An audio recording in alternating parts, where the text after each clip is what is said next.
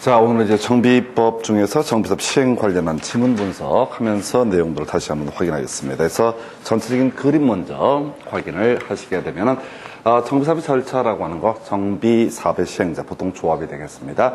이 사람이 사업시행 인가라고 해서 건설계획 확정하게 되겠고요. 그 다음에 이제 몇 평짜리 아파트를 누구한테 분양한다라고 하는 관리처분계획 인가라고 하는 거 공급계획을 확정을 하게 됩니다. 그래서 이제 착공이 이루어지게 되면 인가된 사업시행 계획에 따라서 공사가 진행이 되게 될 것이고요. 그래서 인가된 사업시행 계획에 따라서 공사가 잘 됐다라고 도장 찍어주는 것을 준공인가라고 부르게 됩니다. 그리고 나서 이제 소유권 넘겨줘야 되죠. 인가된 관리처분 계획에 따라서 소유권을 이전에 주는 것을 이전의 고시, 이런 식으로 이제 정리를 하게 됩니다. 그래서 이게 이제 기본적인 구조가 되겠고요.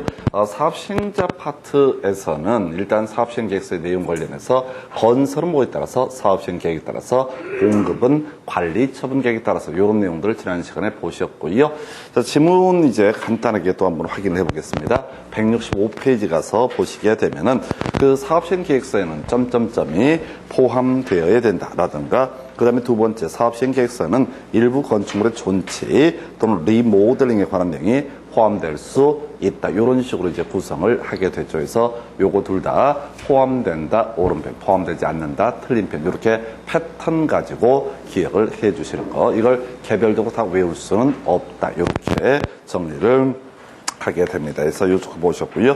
그 다음에 166페이지에 나와 있는 지문들 몇 개 보게 될 텐데, 자, 요건 이제 한 번도 답이 안 됐던 주제이고요. 그래서 1번 시장 군수 등 또는 토지주택공사 등이 아닌 시행자 사업시행 계획 인가를 신청하기 전에 미리 총회를 개최해서 조합원 과반수의 동의를 받아야 된다. 숫자 나와 있고요. 전혀 포인트가 되지 않는다. 이렇게 가주실 거. 재개발조합이 사업을 시행하고자 하는 경우 시장군수에게 사업시행 인가를 받아야 한다 해서 옳은 표현 되어 있고요. 그 다음에 3번 시장군수라고 하는 것은요, 사업시행 인가를 하고자 하는 경우 정비구역으로부터 200m 이내에 있는 교육시설이 포함되어 있을 때 해당 지자체의 교육감 등과 협의를 해야 된다 해서 이 사업시행 계획한 내용 중에 하나가 자, 이런 게 있었죠. 교육시설의 교육환경 보호에 관한 게 뭐 이런 내용들로 구성이 되어 있습니다. 그 다음에 이제 4번, 5번은 너무 어렵게 구성이 돼서 별 의미가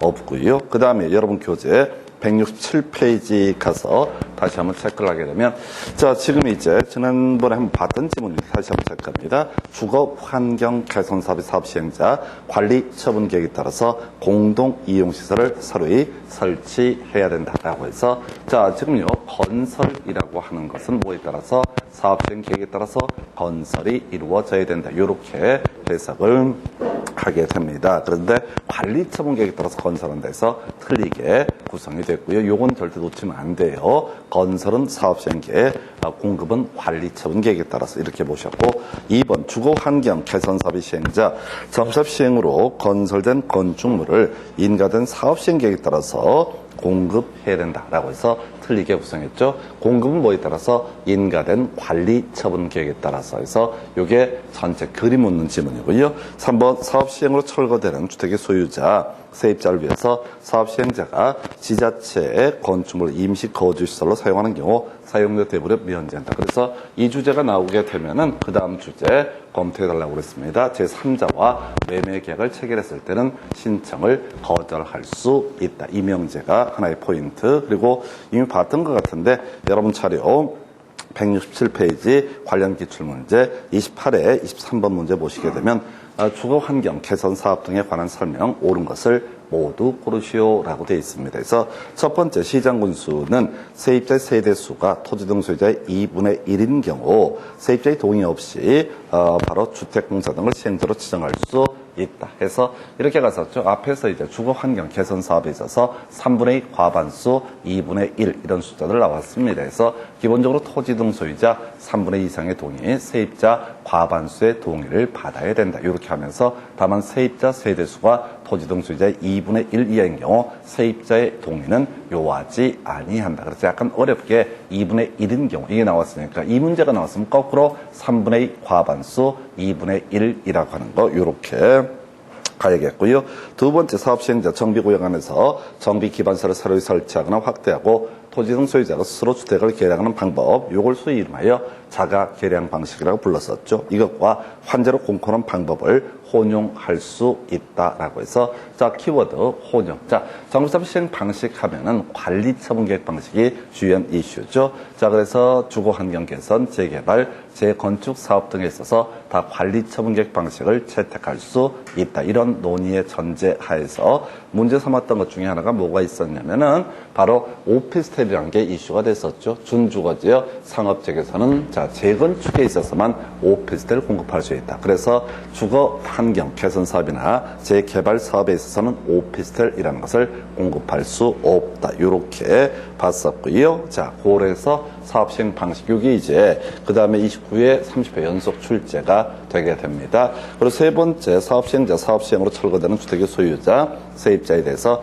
당해 정비구역 내외 소지한 임대주택 등의 시설에 임시로 거주케 하거나 주택자금의 융자선 등 임시 거주에 상응하는 조치를 해야 된다라고 해서 요게 이제 임시 거주 시설 이렇게 이제 구성을 했었고요.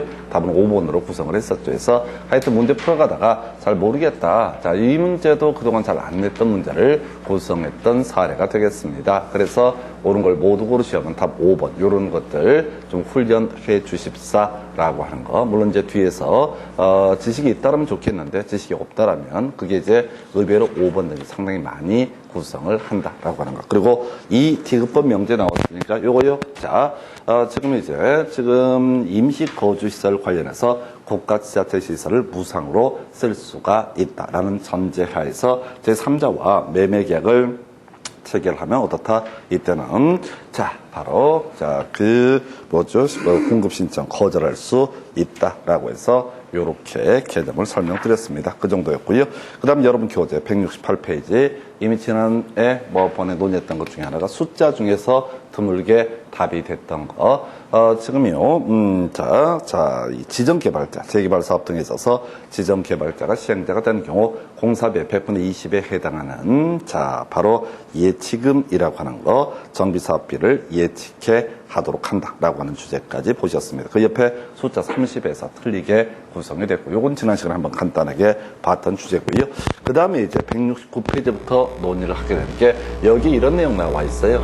지난 시간에 이건 설명을 따로 드리지 않았는데, 지금요, 사업식 인가 떨어지게 되면 분양 통지라고 하는 거 나오게 될 것이고요. 그 다음에 공고라고 하는 것이 있게 됩니다. 그래서 몇 세대 아파트를 짓기로 결정을 했으면은 이 아파트에 대해서 분양 신청을 하십시오라고 알려주는 거. 이게 바로 개별적으로 알려주면 뭐가 되고 분양 통지가 되게 될 것이고, 그 다음에 또 하나 이슈가 되는 것이, 자, 일간신문 등에 공고를 하게 되면 분양 공고라고 부르게 됩니다. 그런데 작년에 아주 엽기적으로 분양 통지의 내용 나왔었고요. 그 다음 페이지에 분양 공고의 내용을 2개를 예시를 하게 됩니다. 그리고 정말 장난 아니게 어렵게 구성했던 게 170페이지. 자, 관련 기출문제 30회 21번 문제. 이거 뭐 찍는 수밖에 없는 문제인데요. 도시및 주거환경 정비 법령상 분양 공고에 포함될 사항으로 명시되지 않냐는 해설을 보지 마시고 찍으시면 됩니다. 통지라고 하는 것은 개별적으로 알려주는 것을 의미하고요. 분양 공고는 일간신문 등에 알리는 것. 분양 신청하십시오라고 개별적으로 알려주면 분양 통지고요. 그 다음에 이에 대해서 일간신문에 알려주게 되면 이걸 뭐라고 한다? 분양 공고라고 부르게 됩니다. 그래서 분양 신청 자격, 신청 방법, 신청 기간 및 장소, 그 다음에 분양 대상자별 분담금의 추산에, 자, 분양 대상, 대지 건축물의 내용. 뭐 해서 답은 이제 4번이 되는 거예요. 왜냐면 공고라고 하는 것은 개별적인 금액을 알려줄 수가 없는 것이죠. 그래서 굳이 이 문제를 가지고 분석을 하게 되면 여러분 교재 169페이지 가서 자, 분양 통지의 내용을 보게 되면 밑줄 그어놓은 게 몇 개 있어요. 분양 대상자별, 그 다음에 이제 분양 신청서까지, 요런 것이 특정인에게 개별적으로 사람마다 다 달라지는 부분이니까 이 부분은 통지를 통해서 알려줘야 되고요. 그리고 나서 일반적인 내용은 뭘 통해서? 공고를 통해서 알려줄 수 있다. 아주 극단적으로 어렵게 구성했던 문제입니다. 그래서 결국은 분양 통지의 개념하고 분양 공고의 개념, 뉘앙스의 차이를 알고 있으면 찍어낼 수가 있었어요. 다시요, 통지는 개별적으로 편지 보내는 겁니다. 그 다음에 공고는 일간신문에 알려주는 거죠. 그럼 이제 개별적인 사항은 통지를 통해서는 알려줄 수 있지만은 공고를 통해서는 알려줄 수가 없다. 요렇게 해석을 하게 됩니다. 그래서 이렇게 해서요. 지금 이제 답은 지금 4번으로 구성을 했던 것. 자, 뭐 거의 풀 수 없었던 그런 문제고요. 이건 이제 학원 강사 정도 돼서 짬밥이 좀 돼 있을 때만 찍어낼 수가 있었던 문제입니다. 다만 이게 이제 16년 동안 이 파트에서는 아예 출제가 안 됐기 때문에 또 설령 출제가 됐다는들 이런 내용을 외워서 풀거나 이럴 수 있는 것은 아닙니다. 그러나 다만 우리 교재가 지금 이제 시험에 나온 거 가지고 분석을 하다 보니까 정말 엽기적인 내용도 논의를 하게 됩니다. 그래서 다시 통지는 개별적인 사안이고요. 그다음에 공고는 일반적인 사안이다. 이렇게만 기억을 해 주실 것. 더 여기서 문제를 어렵게 낸다라면 답이 없어요. 그 정도로 보시고요. 그다음 교재 172페이지 가서 자, 우리가 분양 관리처분 관련한 기준 관련해서 자, 기본적으로 분양 신청 기간이 만료되는 날을 기준으로 분양 설계에 관한 계획을 수립을 하게 되죠. 자, 그런데 예외 있습니다.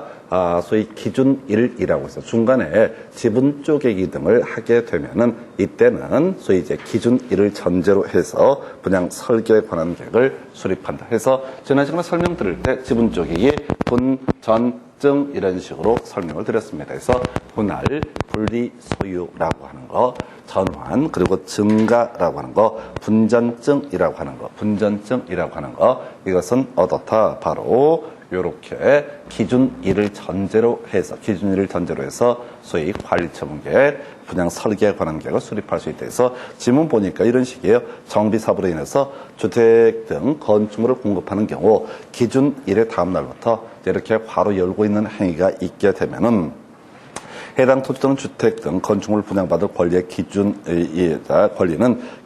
1을 기준으로 이렇게 산정한다라고 이렇게 되어 있습니다. 그래서 결과적으로 정비구역 지정 후 특정한 날짜 이후에 날을 하루 잡아요. 그래서 나중에 지분 쪼개기를 많이 하게 되면 그 이후에 지분 쪼개기 한 건 다 인정을 하지 않겠다. 그 기준 1의 다음 날부터 다음 행위에 분전증이 있게 되면은 기준 1을 전제로 해서 나중에 쪼갠 것들은 어떻다 인정을 하지 않겠다라고 해서 어려워요. 그래서 1번 끄트머리 분할, 2번 전환, 3번 증가, 그 다음에 4번 감소, 5번 분리 소유 이런 식으로 하는 거죠. 이걸 하나하나 읽으시면 안 돼요. 시험 문제를 보실 때 어떻게 이제 감을 잡아야 되는 거냐면 문제 뒤만 살살살 보시는 거야. 처음 보는 문제일수록 어떻게 한다고요? 살살살 뒤만 보게 되면 자 분할 그 다음에 분리소유, 전환, 증가, 감소. 그럼 대충 운 좋으면 찍어낼 수가 있습니다. 뉘앙스, 단어의 뉘앙스의 차이기 때문에 이렇게. 근데 이걸 디테일하게 읽으시게 되면은 아예 손도 못 대고 무너지게 됩니다. 그래서 아주 어려웠던 문제 23회 때 구성이 됐었고요. 그 후로 출제가 이루어지지 않았습니다. 그 정도고요. 여러분 교재 173페이지에 이제 공급 가능 주택 수라고 해서 우리가 보유 주택 수만큼 공급할 수 있는 케이스가 있었죠. 그래서 근로자, 숙소, 기숙사 용도 요거 하나만 기억해 달라고 했습니다.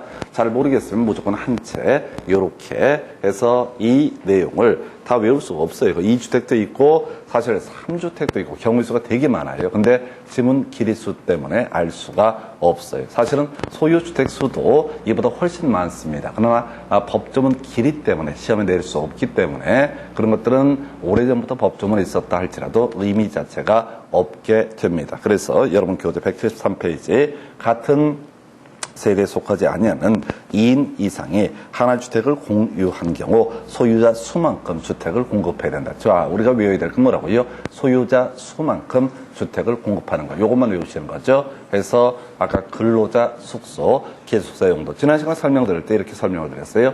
재개발, 재건축을 하게 되는데 중소기업의 사장님이 집을 10채를 가지고 있다. 사원용 아파트로 가지고 있다. 그런데 한 채만 준다. 이건 합리적이지 않습니다. 투기 목적이 아닐 때는 어떻다? 소유한 주택 수만큼 공급할 수 있다. 이렇게 해서 소유한 주택 수만큼 공급한다라는 표현 앞에 근로자, 숙소, 기숙사, 용도라고 하는 거, 요걸 캐치해내셔야 돼. 자, 2번 지문요. 관리처분 계획상 분양 대상자별 종전, 토지 또는 건축물의 명세에서 종전주택에 주거 전용 면적 60제곱미터를 넘지 않는 경우 이 주택을 공급할 수 없다라고 해서 뭔 소리인지 모르겠는데 우리가 시킨 대로 가시면 됩니다. 없다, 틀렸다라고 하는 거. 여기서 이게 이제 이 주택 공급하는 케이스가 되게 되는데 신경 쓰시면 안 되고요. 공법은 이렇게 공부를 해도 뭐라고요?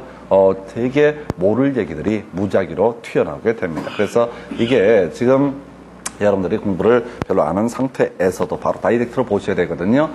공부를 한다고 해서 실력이 쌓이지 않아요.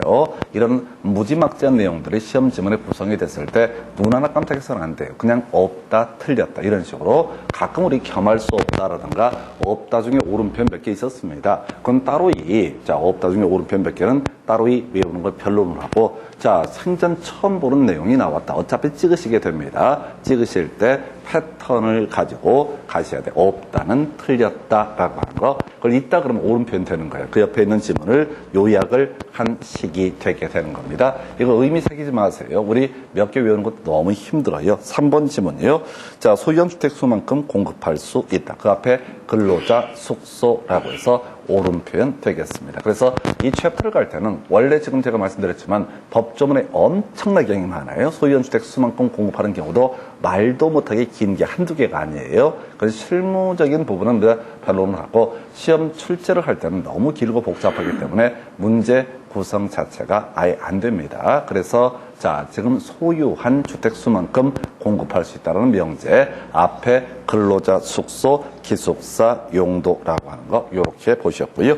그 다음에 두 번째 박스 1번 재개발 사업에서 관리처분은 정비구역 안에 지상권자에 대한 분양을 포함해야 된다. 포함한다. 오른편 같은데 따로 암기하셔야 되죠. 우리 앞에서 토지에 지상권 설정되어 있으면 토지 소유자 그리고 지상권자 대표는 한 사람을 토지 등 소유자로 보기로 했었고요. 그 다음에 지상권자는 귀신 취급한다고 그랬습니다. 머릿수 셀 때도 지상권자는 배제한다고 그랬었고요. 지상권자한테는 분양도 하지 않는다라는 설명을 드린 바가 있습니다. 2번 재건축 사업에서 관리처분의 기준은 조합원 전원의 동의를 받더라도 법령상 정해진 관리처분 기준과 달리 정할 수 없다 해서 그래서 이게 이제 관리처분 기준이라는 게 별 의미가 없다고 그랬어요. 재건축 사업에 있어서는 조합원 전원의 동의를 받게 되면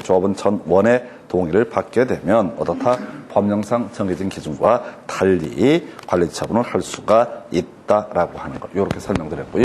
그다음에 아직 안 나왔던 것 중에 하나 기억해달라고 그랬어요. 가축이라고 하는 거, 가격과 추산액이라고 하는 것은 총회개최 1개월 전까지 문서로서 통지를 해라. 이렇게 가축이라고 하는 조항을 둔 취지는 다른 것이 아니라 우리가 관리청객 인가가 들어가면 착공을 하고 등등등 이런 단계로 넘어가야 되는데 현실적으로 소송 붙고 사업이 지연되는 문제가 터지게 됩니다. 그래서 어떻다고요? 이때 가축이라고 하는 거 총회개최 1개월 전까지 문서로서 통지한다. 이런 식의 문제는 아마 박스형 문제로 구성이 되게 될 겁니다. 그래서 가축, 가격과 추산액이라고 하는 거, 가축, 가격과 추산액이라고 하는 거 그냥 시킨 대로 외우셔야 돼요. 평가액 이런 건요. 통지 항목이 아닙니다. 가액 아니고요. 가축 이렇게 단순하게 가실 주제에서 이렇게 설명을 드렸고요. 그 다음에 이제 175페이지에 나와 있는 주제 관리청객 인가라고 하는 거 진짜 어려운 문제 중에 하나가 29회 때 출제가 됐었는데요. 도시 및 주거환경 정비 법령상 사업 시행자가 인가받은 관리청객을 변경하고자 할 때 신고해야 되는 경우가 아닌 것은 일단은 기본 구조를 보게 되면요.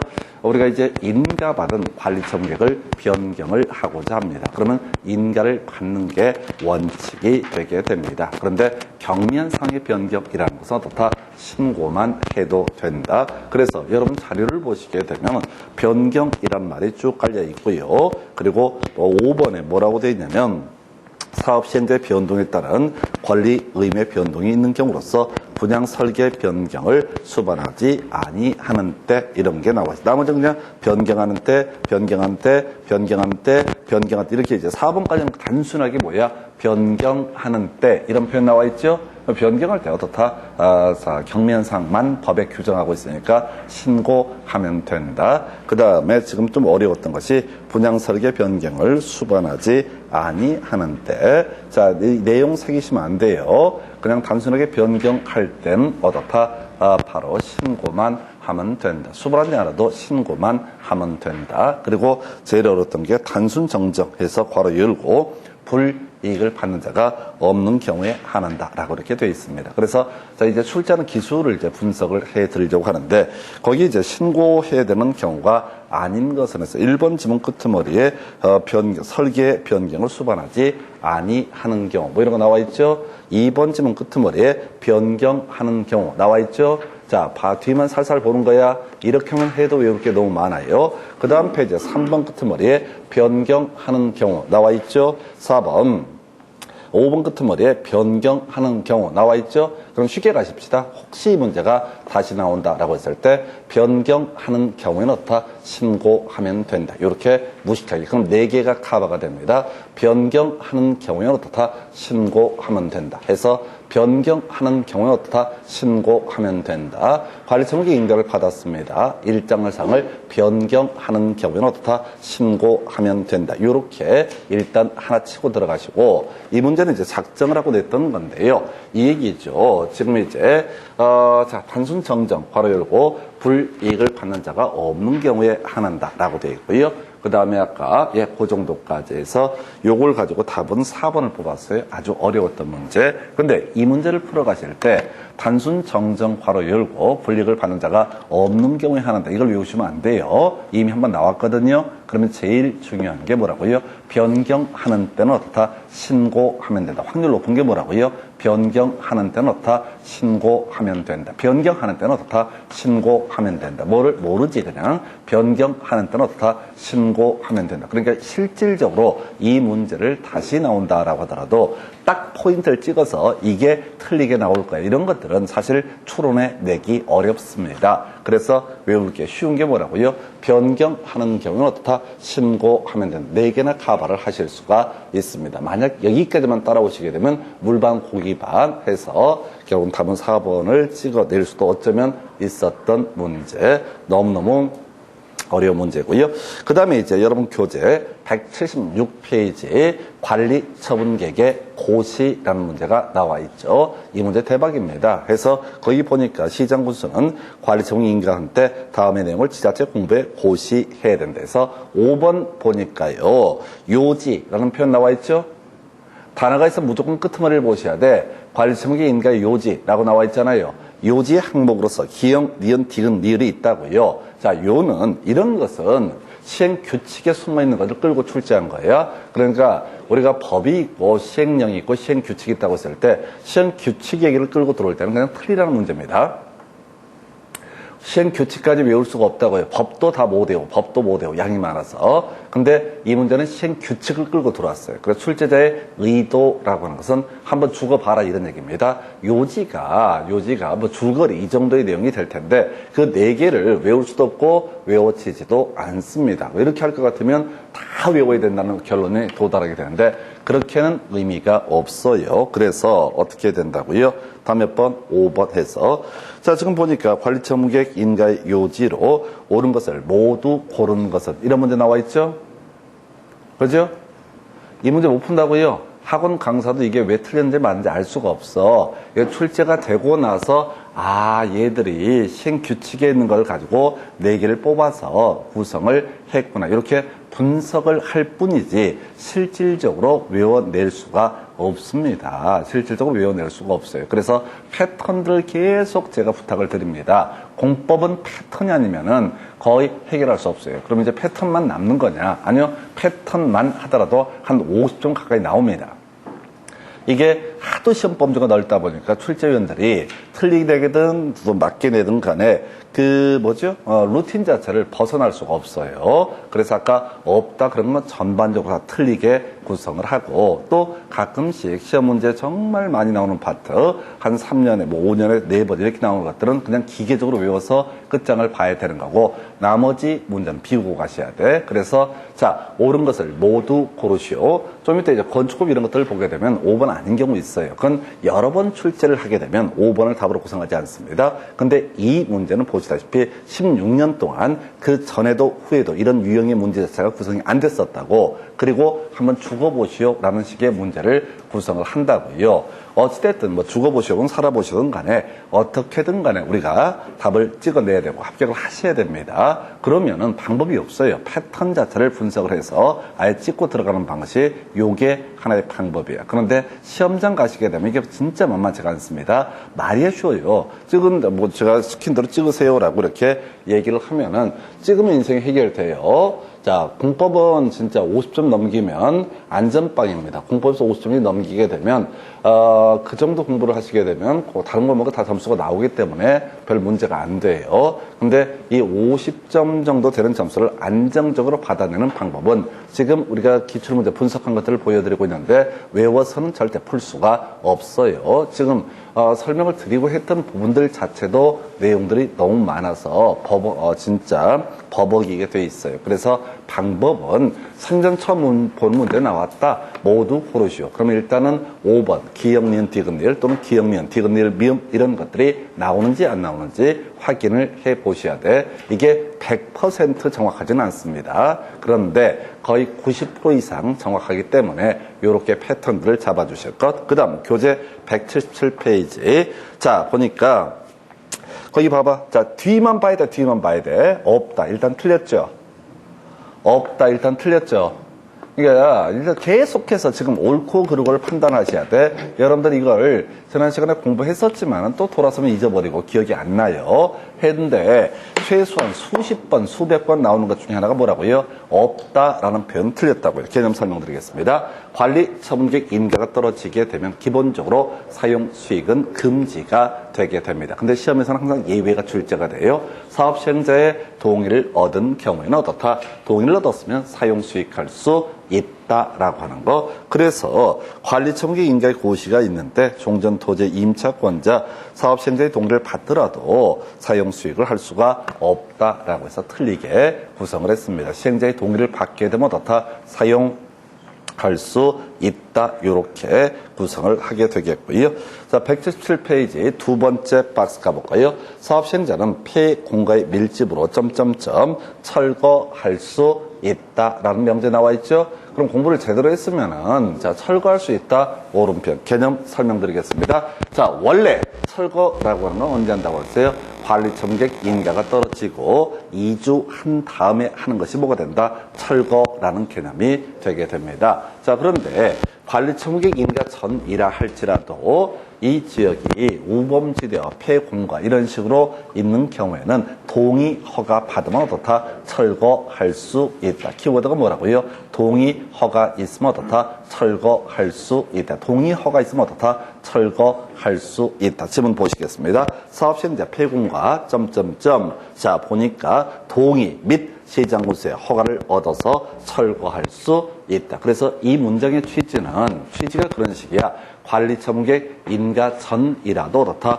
동의 허가 있으면 어떻다? 철거할 수 있다라고 하는 것. 그래서 이걸 주구장창 읽고 자시고 할 성질의 것이 못 되는 것이 하도 시험 문제가 낼 게 많다 보니까 툭툭툭 치고 들어가요. 툭툭툭 치고 들어가기 때문에 너무너무 까다로운 파트가 되겠습니다. 자, 그렇게 이제 살펴드렸고 넘어가서 178페이지 가서 보니까 사업 시행자는요, 정비사업 시행으로 임대주택 건설하는 경우 공급 대상자에게 주택을 공급하고 남은 주택에 대해서 공급 대상자 외자에게 공급할 수 있다라고 되어 있습니다. 설명드리겠습니다. 이게 소위 이제 이름하여 일반 분양 등에 관한 개념이 되게 됩니다. 지문 자체가 아주 깔끔하지는 않는데 거기 이제 지금 일반 주택도 그렇고요. 일반 주택 조합원 또는 토지 등 소유자에게 분양을 하게 됩니다. 이 임대주택은 각각 개별 법령에서 자격 요건을 갖춘 사람에게 분양을 하게 됩니다. 그런데 일정한 또 이제 남는 게 있으면 어떻다? 공급 대상자 외자에게 공급할 수 있다. 요렇게 보셔야겠고요. 두 번째 박스는 그냥 버립시다 해서 아주 지저분하게 구성했던 그런 사례고, 그 후로는 이게 다시는 출제가 되고 있지 않습니다. 결국은요, 이 지금 사업시행계획서 파트하고요, 관리처분계획 파트는 사실은 거의 외워서 풀기는 거의 곤란해요. 다만 아까 우리 쉬웠던 거, 소유 주택 수만큼 공급할 수 있다. 그러면 근로자 숙소, 기숙사 용도, 인가받은 관리처분계획을 변경할 때 신고만 해도 되는 경우가 몇 개가 있었죠. 변경하는 때는 어떻다? 신고만 해도 된다라고 하는 거, 이런 것들이 주요 이슈가 되게 됩니다. 그 정도로 보셨고요. 그래서 여기는 의미 없어요. 자, 이건 학원 강사가 들어가도 자신 있게 풀 수 없는 파트.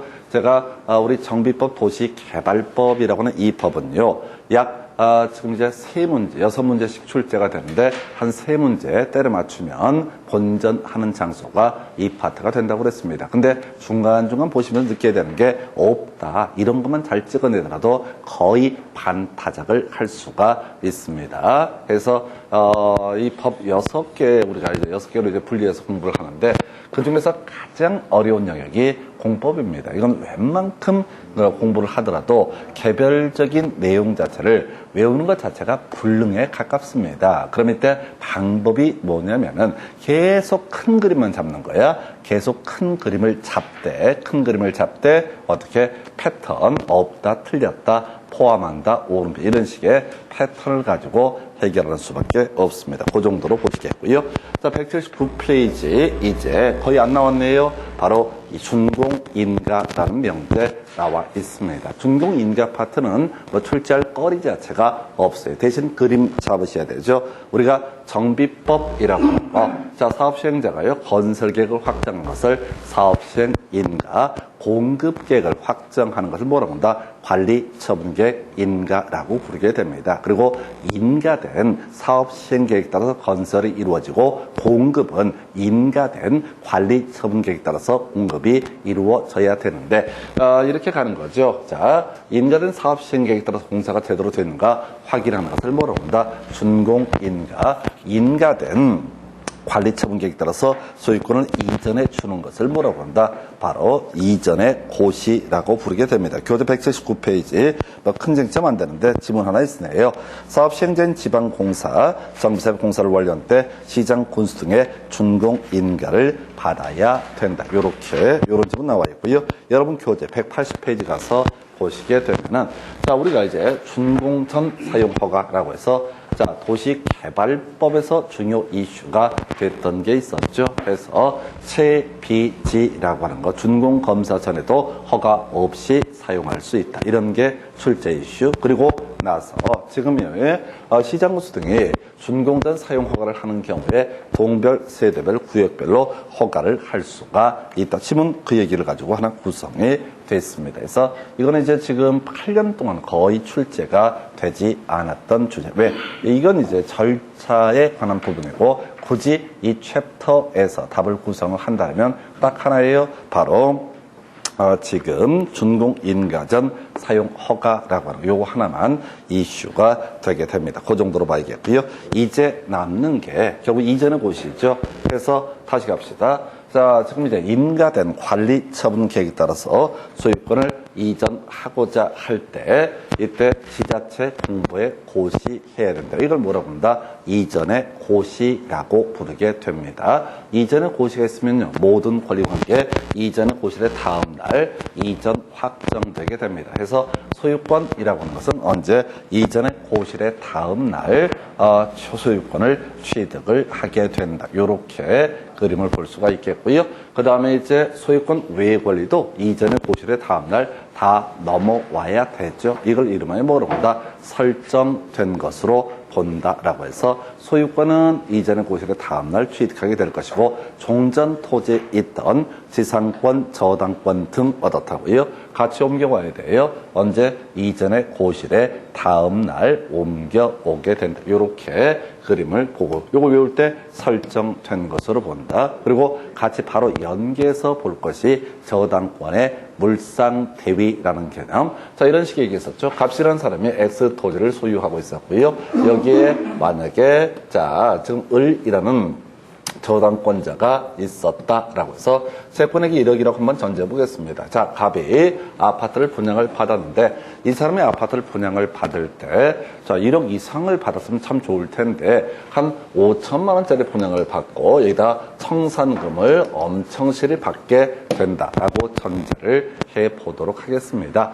자, 그러면 이제 청산금을 엄청실히 받게 된다라고 하면 저당권자는 설정된 것으로 본다. 만 가지고는 전혀 보호를 받을 수 없습니다. 그래서 이 저당권자가 이 사람이 받게 될 청산금에 대해서 압류 절차를 거쳐서 저당권을 집행하게 되는 것을 저당권의 물상대위. 그래서 요즘엔 좀 출제빈도가 떨어졌는데 외울 게 뭐라고요? 저당권을 행사할 수 있다라는 명제, 저당권을 행사할 수 있다라는 명제, 이렇게 보겠고요. 그래서 181페이지.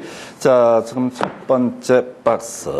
관리처분 계획에 따라서 소유권을 이전하는 경우 건축물을 분양받을 자는 이전에 고시가 있는 날에 다음 날에 그 건물의 소유권을 취득한다. 이건 너무나 당연한 거니까 답이 될 수는 없습니다. 너무 쉬운 거예요.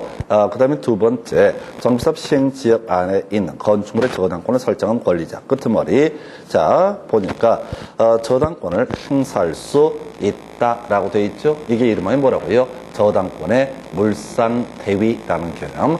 텍스 읽지 마세요. 공법에서는 중간에 트릭을 쓰지 않습니다. 대충 내도 어차피 다 틀리게 되니까 내용 자체를 다 모르기 때문에 이게 공법은 그 점이 좋아요. 중간에 함정파는 경우가 거의 없습니다. 거의 없어요. 거의 없고 그냥 주어, 수로 끊어서 가면 대강 다 답을 골라낼 수 있습니다. 그래서 마지막 단어 저당권을 행사할 수 있다라고 하는 거 넘어가셔서요. 여러분 교재 몇 페이지? 182페이지 해설 가리시고요. 문제 한번 풀어보는 훈련 해보겠습니다. 도시및 주거환경 정비법령상 사업시행인가를 받은 정비사업의 공사완료 조치 등에 관한 설명. 자, 옳게 나열하는 것은. 자, 한번 쓱 볼까요? 우리가 이제 들어본 얘기가 뭐가 있습니까? 했을 때 준공인가 하나 있죠? 그 다음 끄트머리 또 뭐가 있어? 이전의 고시. 그러니까 이제 공사가 완료되면 뭐부터 하고? 준공인가하고 그리고 소유권 넘겨드리겠습니다라고 발표하는 게 뭐가 된다? 이전의 고시. 그럼 제일 앞에 뭐가 있어야 돼? 준공인가가 있어야 되죠. 기억이 먼저 있어야 됩니다. 그 다음에 끄트머리 뭐가 있어야 된다고요? 이전의 고시. 답 몇 번? 1번. 이걸로 끊어갑니다.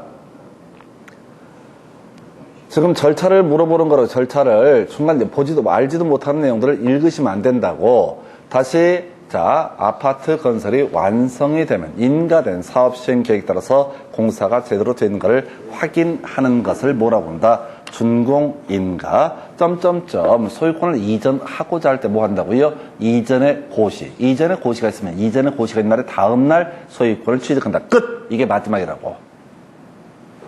거기서 파생되는 주제로서 청산금이니 뭐니 이런 얘기가 있을 수가 있는데 일단 청산 얘기는 안 나와 있으니까 지금 제일 앞이 뭐가 되고 준공인가가 되고 제일 마지막에 뭐가 된다고요? 이전의 고시. 제가 계속해서 절차를 보여드리는 게 읽지 마시는 읽어봐봤자 어차피 의미가 없어요. 똑같이 문제 나오지도 않을 뿐더러 이 문제 나왔을 때 그 전에도 후에도 이런 유사한 문제가 안 나온다고.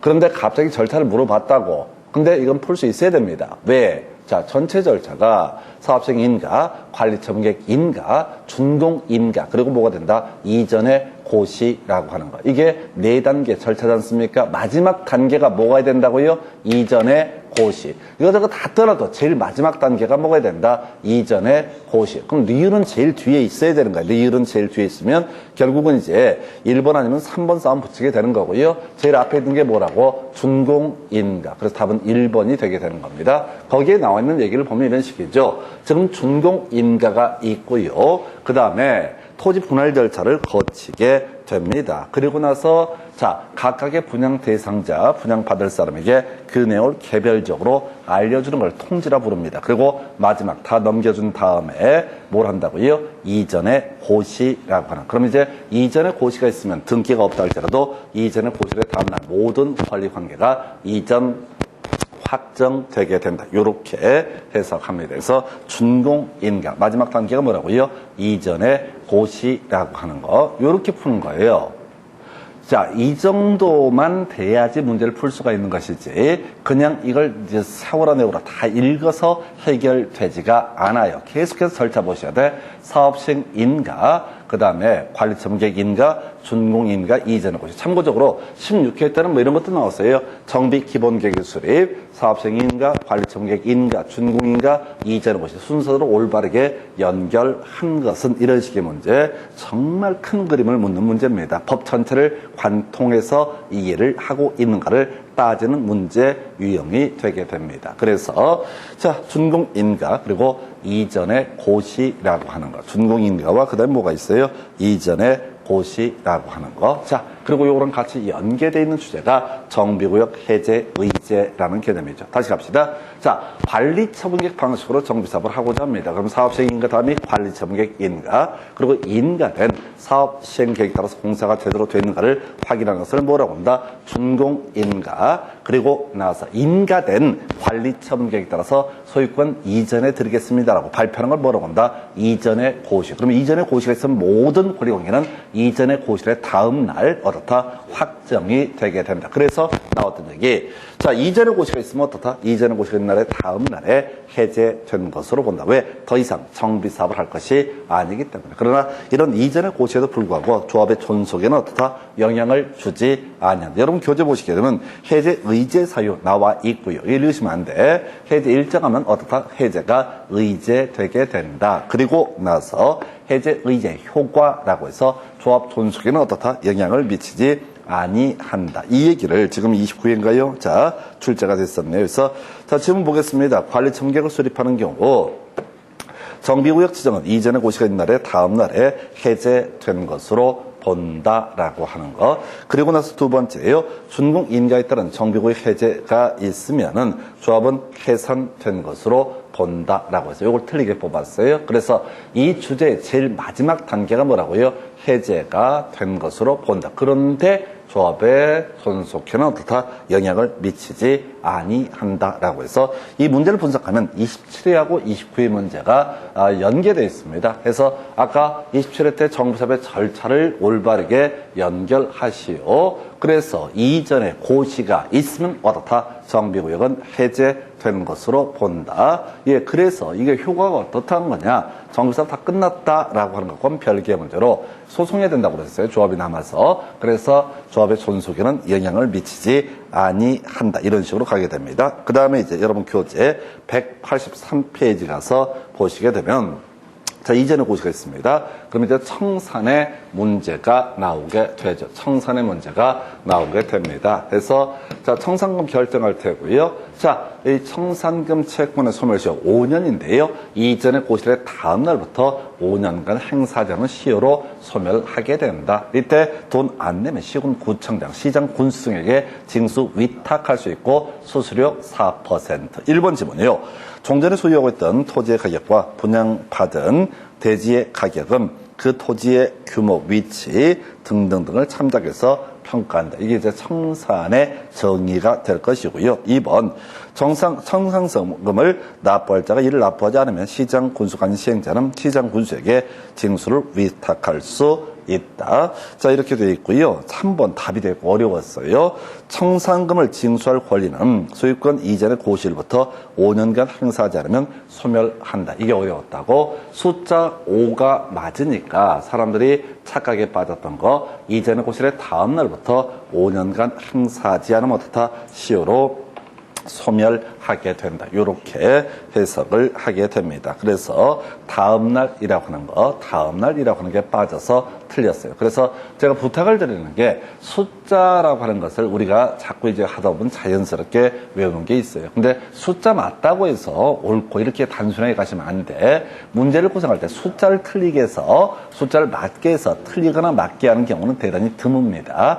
그 중에 하나가 27회 때 도시개발법에서 도시개발채권, 자, 소멸시효, 원금 5년, 자, 5년부터 10년까지 범주에서, 자, 조례로 정한다. 상환 기간. 이게 2년부터 10년. 특이하게 숫자를 답으로 꼽았었고요. 앞에서 도시개발조합의 설립 동의 요건 등을 얘기할 때 3분의 2분의 뭐 이런 것들 가지고, 자, 또는 이렇게 해서 추익을 쓰거나 이런 식으로 장난칩니다. 이것도 5년은 맞게 해주고, 이전에 그 시간에 다음날 빼서 틀리게 구성이 됐던 사례가 되겠습니다.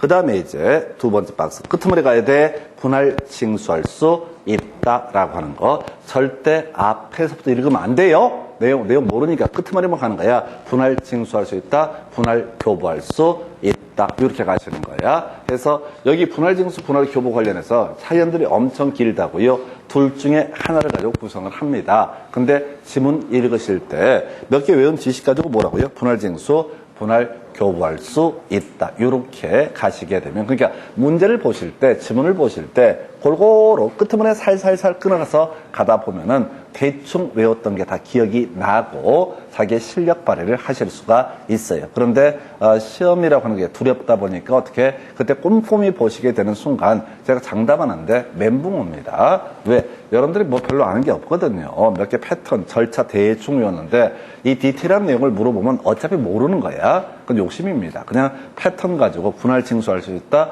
분할 교부할 수 있다. 그럼 이런 문제를 도시개발법 구성할 때 분할 징수할 수 없다, 분할 교부할 수 없다. 이런 식으로 트릭들을 쓴다고요. 그래서 뒤만 싹싹싹 끊어서 가시게 되면 어떻다고요? 다 문제를 오히려 쉽게 풀어 가실 수가 있습니다. 이 정도가 우리 정답 시행 지문 관련해서 보셨고, 잠시 끊었다가 다음 주제 설명드리겠습니다.